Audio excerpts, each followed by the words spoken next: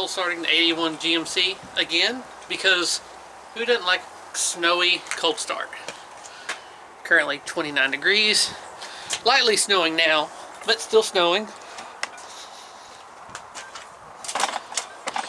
350, pretty well stock. 750 Quadrajet, long tube ceramic coated headers, H-pipe 2.5-inch exhaust all the way back, thrust welded mufflers, RPM intake. It does have a fuel cooler a couple inches away from the fuel pump.